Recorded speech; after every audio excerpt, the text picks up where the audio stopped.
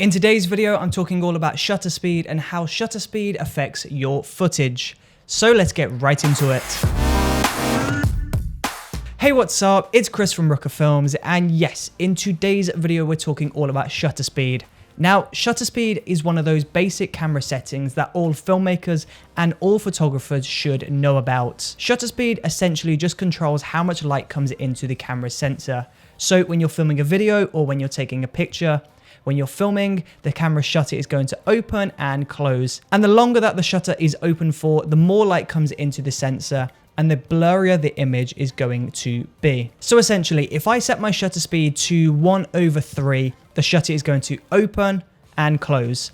This means all of this light is going to come into the camera sensor, and anything that's moving in front of the camera is going to look really blurry and is going to have a long light streak behind it. This is essentially like long exposure photography. In order to capture those beautiful light streaks, you have to set your shutter to a longer shutter, meaning your camera shutter is going to be open for longer periods of time, and this is going to let more light into the sensor and add more motion to the shot. And the same thing applies for when we increase our shutter speed. If we increase our shutter speed to something stupidly high, like 1/9000, the shutter is going to be open for 1/9000th of a second. That is a ridiculously fast amount of time. And this basically means a very small amount of light will be let into the camera sensor, and this means there'll be less motion in the video. So if I was to show you two examples on screen right now, one is 1/3 and one is 1/1000. Can you tell the difference between these two different shots? Yes, you probably guessed it. The one on the left is 1/3 and the one on the right is 1/9000.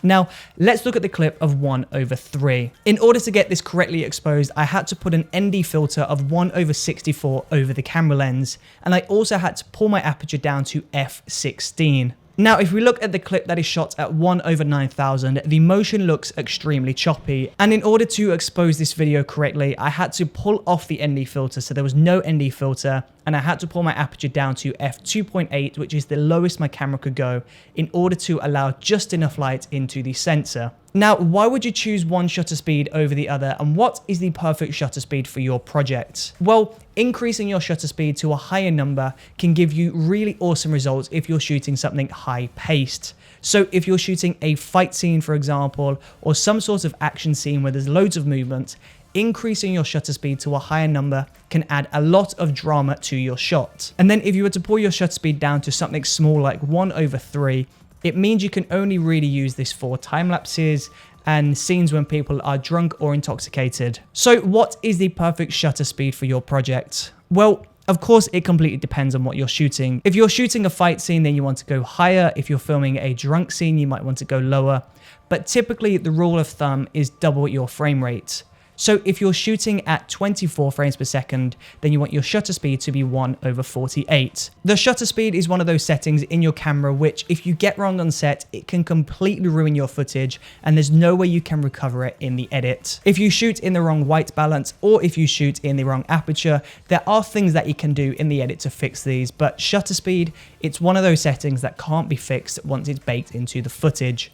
So really take the time to practice with your camera, learn what shutter speed does, learn how it affects your image, and really understand what shutter speed you're going to need for each and every video project going forward. So, as always, if you found this video useful at all, then please do let me know in the comment section below. And of course, if you're subscribed, then I will see you tomorrow for another brand new video. See you there.